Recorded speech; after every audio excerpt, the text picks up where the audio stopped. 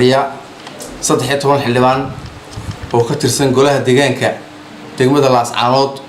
saadadiina ku aragtaan ilaa shalayto waxaan maqlaynay iyo maalmahanba mooshin baa maayirkii loo geeyey waxaan maanta saxaafadeedii caddaynaya wax mooshina oo laga keenay ilaa iyo hadda inaanay jirin waxaasna iska tahay borobagaan iyo warsuuq anaguna waxaan ku shaqeynaa nidaam iyo shuruuc ee warsuuq iyo war maxaa Facebook midna kuma shaqeyno niman xildhibaano rag iyo xisaayo hadlaya warqadaas ay keeneen warqadaasi aniga iguma socoto si aan dhiiri ku aragtay wasiirka arrimaha gudaha way ku socotaa gudoomiyaha gobolka Sool ogeysiin buu ku leeyahay marka dadkan doonaya muddo hogaamiyaan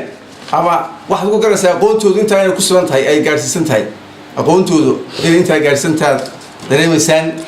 marka bulshada Soomaaliland iyo bulshada kale waxaan sheegayaa dadka inay aqoontooda nooca tahay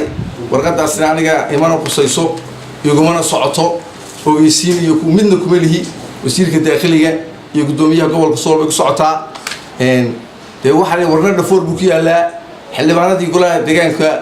iyo doodda oo shaqadeeda wata wax dhibi ma jiraan wassalaamu calaykum waraxmatullaahi wabarakaatuh cidii wax tabanaysana nidaamka dawladda waa dimuqraadi golu waa dimuqraadi waa majority iyo minority waxa markii hore loo sameeyay dimuqraadi lagu kala baxo marka ilaa maanta cidii mooshkeey kartaa way keeni kartaa laakiin waxa maanta ilaa hadda saacadan la hadlayo wax mooshina oo nolol keen ma jirto oo warqadan tusay salaamu calaykum waraxmatullaahi wabarakaatuh